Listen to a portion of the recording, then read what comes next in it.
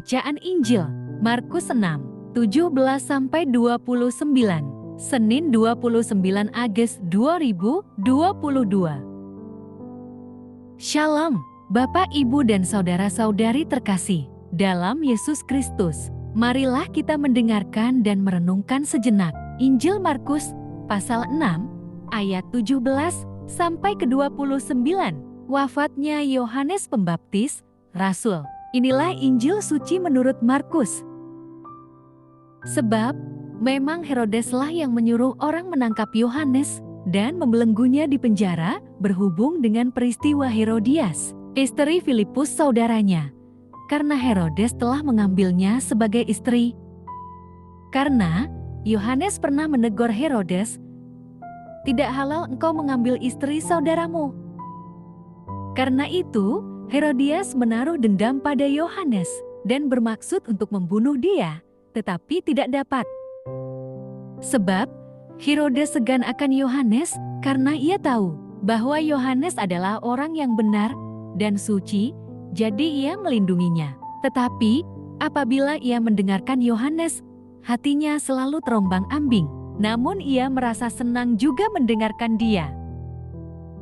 Akhirnya tiba juga kesempatan yang baik bagi Herodias ketika Herodes pada hari ulang tahunnya mengadakan perjamuan untuk pembesar-pembesarnya, perwira-perwiranya, dan orang-orang terkemuka di Galilea. Pada waktu itu, anak perempuan Herodias tampil lalu menari, dan ia menyukakan hati Herodes dan tamu-tamunya. Raja berkata kepada gadis itu, "Minta daripadaku, apa saja yang kau ingini, maka akan kuberikan kepadamu." Lalu bersumpah kepadanya, "Apa saja yang kau minta akan kuberikan kepadamu, sekalipun setengah dari kerajaanku." Anak itu pergi dan menanyakan ibunya, "Apa yang harus kuminta?" Jawabnya, "Kepala Yohanes Pembaptis." Maka cepat-cepat ia pergi kepada raja dan meminta, "Aku mau, supaya sekarang juga engkau berikan kepadaku kepala Yohanes Pembaptis di sebuah talam." Lalu sangat sedihlah hati raja, tetapi karena sumpahnya dan karena tamu-tamunya, ia tidak mau menolaknya. Raja segera menyuruh seorang pengawal dengan perintah supaya mengambil kepala Yohanes. Orang itu pergi dan memenggal kepala Yohanes di penjara. Ia membawa kepala itu di sebuah talam dan memberikannya kepada gadis itu, dan gadis itu memberikannya pula kepada ibunya. Ketika murid-murid Yohanes mendengar hal itu, mereka datang dan mengambil mayatnya, lalu membaringkannya dalam kuburan. Amin. Demikianlah sabda Tuhan. Terpujilah Kristus. Renungan Injil, Yohanes Pembaptis dibunuh. Bapak, Ibu, dan saudara-saudari terkasih dalam Yesus Kristus, berita tentang Yesus dan karyanya didengar oleh banyak orang di Galilea dan sekitarnya. Di antara orang-orang yang mengenal dia, ada yang menyebut Yesus sebagai Yohanes Pembaptis, yang bangkit dari antara orang mati. Herodes juga mendengar berita itu. Ia menyimpulkan bahwa Yesus adalah Yohanes Pembaptis yang sudah dipenggal kepalanya. Kesimpulan Herodes bahwa Yesus adalah Yohanes Pembaptis merupakan bentuk penyesalan dari perasaan bersalah. Ia merasa bersalah karena telah menghukum mati Yohanes.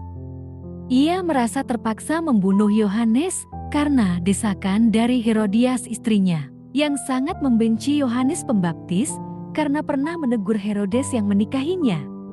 Kemarahan Herodias mendorongnya melakukan balas dendam.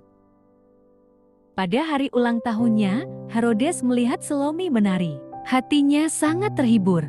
Di hadapan hadirin, ia akan memberikan apa saja yang diinginkan anak gadisnya. Mendengar janji Herodes, Salome bertanya pada ibunya. Ibunya membisiki agar Salome meminta kepala Yohanes. Herodes sedih dengan permintaan itu. Namun karena sumpahnya, permintaan itu tidak dapat ditolaknya. Rasa takut ditolak oleh Herodias membuat Herodes kehilangan integritas. Nilai-nilai penting yang dihayatinya tidak dilakukan karena desakan orang-orang yang di sekitarnya. Inilah konformitas ala Herodes.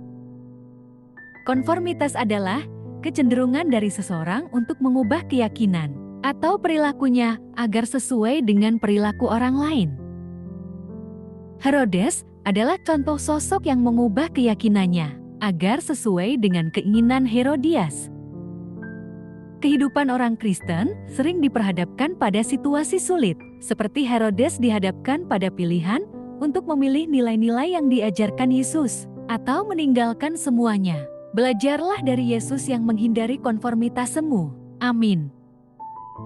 Marilah berdoa. Allah Bapa, sumber pengharapan, Engkau telah mengikat perjanjian dengan semua orang melalui Yesus yang terurapi. Semoga kami selalu berpegang teguh pada Dia dan berkembang menjadi umat yang patuh setia. Dengan pengantaraan Yesus Kristus, Putra-Mu, Tuhan kami yang bersama Dikau, dalam persatuan Roh Kudus, hidup dan berkuasa, Allah, sepanjang segala masa. Dalam nama Bapa, Putra, dan Roh Kudus. Amin. Terima kasih sudah mendengarkan dan merenungkan firman Allah. Jangan lupa subscribe dan jangan lupa juga aktifkan loncengnya. Terima kasih, Tuhan Yesus memberkati.